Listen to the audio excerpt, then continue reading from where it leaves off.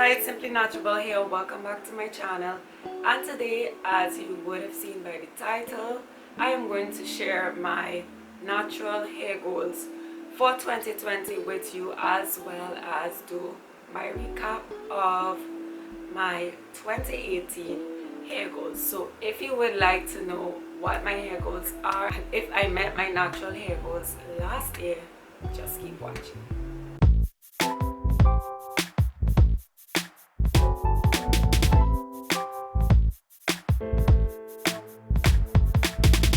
So I have my goals from last year written in my journal, and I'm going to share them with you. I just had four last year, and the first one was stick with a moisturizing regimen. Now, last year, kind of similar to 2018, was a difficult year for me with my hair. I would just put a disclaimer right there to say that because one, I am still not well, unfortunately, and it affects my hair. In terms of my health, again, I have to share that with you guys. But also, I did some traveling last year, and I actually went to the States and I stayed there for about 4 months. And like I mentioned in my last length check video of 2019, I would have shared that that did do a number on my hair. The climate, it was very, very cold. I felt as if it was still winter when I got there, and I am guessing my hair felt that way too, unfortunately. So the moisture, I did have some problems with following up with a moisturizing regimen. Oh, and one of the other things that affected that would have been I wasn't able to wash my hair as often as I would have liked to, because the place was so cold for most of the time, and I wasn't really deep conditioning much, and I did not walk with my products really, because I did not plan on staying so long. Actually, I was supposed to just stay for a few weeks, but with my health and so on, it ended up turning into 4 months. So that was a no. I did not stick with my moisturizing regimen, and I hardly had the energy to really deal with it in terms of moisturizing ever so often. Sometimes I would usually do it twice a week when I'm feeling well. That did not happen last year. I went for long periods again, like 2018, without moisturizing, unfortunately. So that's a no. And then, because I wasn't deep conditioning as much, I wasn't washing my hair and deep conditioning my hair as much, it wasn't really able to retain much moisture. So it was all contributing to that, right? And then number two was healthy hair. And of course, when you're not deep conditioning and when you're not able to take care of your hair would not be healthy. So I would say I did not achieve that goal of healthy hair. It got to the point where I almost went to a hairdresser across there, but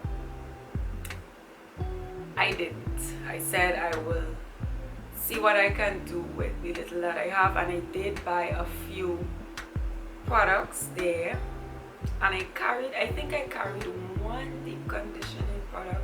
Yeah, and I decided to try it once while I was there. So that did help me. I'll share a bit more with that in another video. Yes, so with the climate change and stuff, and then the water, And there was something that my hair kept doing, and it's still doing it, but it's not doing it as much as it was then. Well, for majority of last year, my hair would just get very knotted in the roots. So after I wash it, well, before washing, I usually try to probably spray with an apple cider vinegar spray and try to detangle it, or with water and detangle it, and have it loose, and then twist it in big sections before I wash my hair. But that was not working for me because my hair would just keep locking. So I would detangle it, go on to another section, detangle one section, go on to another section, and by the time I reach the third section, when I go back to this section, it's tangled up again. It started locking. Even though I had it stretched and put it in a big twist and stuff, I'm not sure what was causing my hair to react like that, but it was just really a mess. So that was one major problem I had last year with my hair, and as a result I had a lot of shedding, a lot of breakage. I had to do a lot of trims. I mentioned in my last video I did about 11 trims. Well, that one really affected the ends, and like when it from the locking part, there were times when I could not even release the knots myself, even though I took my time. It was not working out. It was not working out. So most of the time it would end up bursting out, or I would burst it out or cut it out. So that was one of the major issues that affected the health of my hair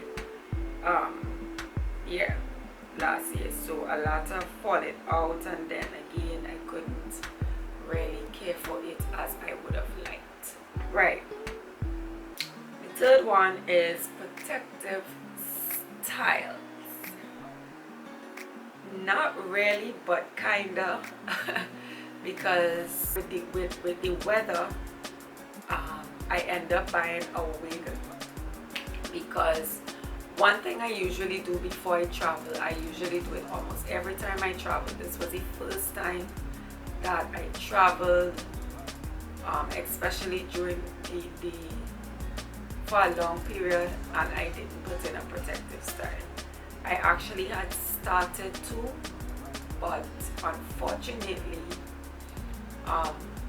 when I tried to put it in a protective style, my scalp was just, I don't know, it was so tender, and my hair kept doing that same locking thing, and I had a very hard time with trying to install crochet braids. I started and I just took them back out. So that never completed. So that was one of the reasons why I ended up going away with all my hair being in a protective style.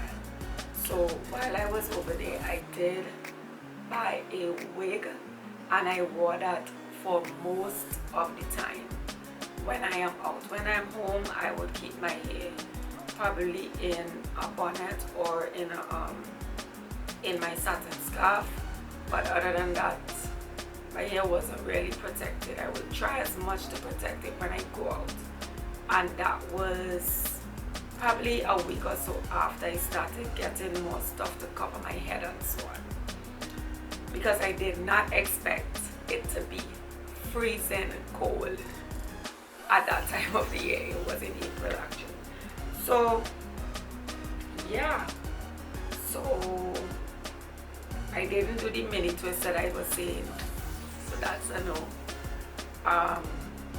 Because again, with the way all my hair was reacting, and yeah, it was just a workout. I'm so sorry. I feel like such a failure, guys, with these goals. And then number 4 was use more locally made products or more of my own. Now I didn't really, I tried probably 2, if I remember. I probably tried 2, locally made products, one including the one that I carried. I got a sample pack at the Melanated event and I carried that with me. It's a deep conditioning packet, so I used that once. And there was a product that I've been using for a while as well that is locally made. And in terms of my own products, I did try 2 new products. Well, it's the same thing that I made before, but I added different ingredients, so it's a different mixture. I tried a different shea butter mix and it did not work out for me. My hair was not responding well to it, so yeah, and it was the only thing I really had because I couldn't buy all these different things when I was there. I didn't budget for all of that while I had all my stuff at home. So that was a mess. And I did a new version of a DIY hair growth oil, and I was trying it for a while and I realized that my hair was not responding to it either. So that did not work out as well. Unfortunately, I cannot believe that I did not keep any of my goals that I set for my hair last year. This is so embarrassing. But life happened and it was just really tough.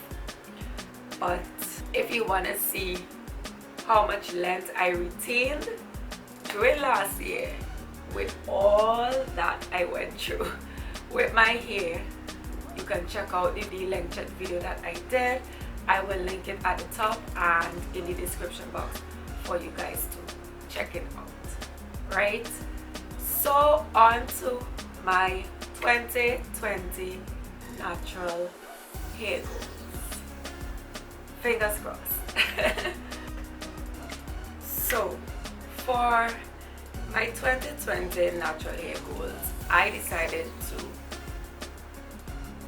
have a do-over of last year.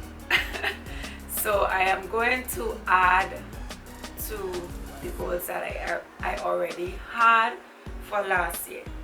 So number 1, I want healthy hair. My first goal for my natural hair is to have healthy hair, and that will mean my general health has to improve in order for the health of my hair to improve. So I'm going to work on diet, exercise, water intake, sleep. Alright, moving along.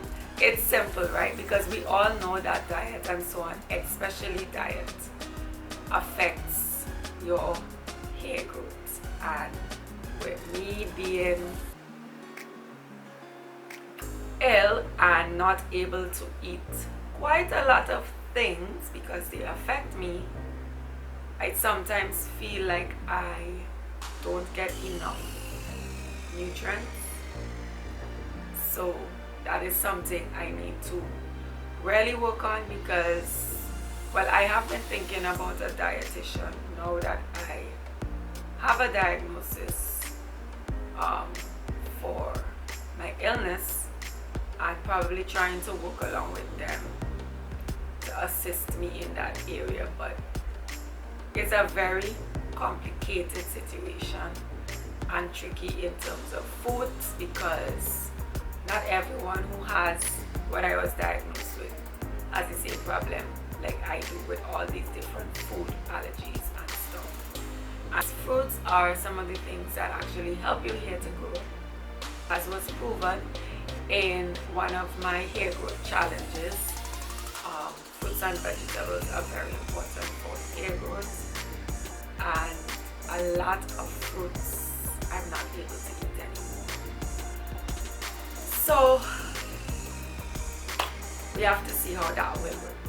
Anyways, moving along to number 2. Number 2 is, okay, so then my lights just blinked. I am not sure if electricity is going, but let's try to get this video. Everything is restarted. Let's try to get this video out of the way quickly. right? So the second goal that I have for this year for my hair is to deep condition it more, at least once every 3 weeks, and on good days once every 2 weeks. I need to get that done, and I think that that will really assist my hair because I used to deep condition a lot more before I got sick, and I did see that my hair was soft and moisturized and easier to manage, and it would grow and so on, right? So I want to try that this year, and I am so ashamed to admit this, but I have never used a deep conditioning cap like the one that you plug in, or the thermal one. I think there's a thermal one that you heat up and you put it on it. I've never used any of those aids for deep conditioning, and I am over 6 years natural, going into 7, and I am like, this is not good. This is not good. So I want to see if I can invest in a deep conditioning cap so that can assist when I use my deep conditioners to actually soak into my hair. I usually use the deep conditioning cap that you get at the beauty supply store. I usually get mine at Pennywise, or I will use the ordinary shower caps or plastic bags. Whatever I have at the moment, that's what I use. And most times I will try to wrap my towel around my head with the deep conditioner in it and the cap over it and stuff, to try to add some heat in it while I go around and do my chores and so on, right? So I want to try to invest in one this year. If you guys know any good ones that are affordable, you can link it in the comment section and I'll check it out and see what the options really are out there. Those of you who use thermal caps or deep conditioning caps before. Alright, so that's number 2. Number 3, I'm gonna try it again. Protective styles. But I'm not gonna put too much pressure on myself to do like extravagant crochet styles and whatnot. I'm gonna try to keep it as simple as possible, one that I can manage, and if I so have the feeling, alright, I'm feeling well today, I'm gonna do this cut crochet style, so be it.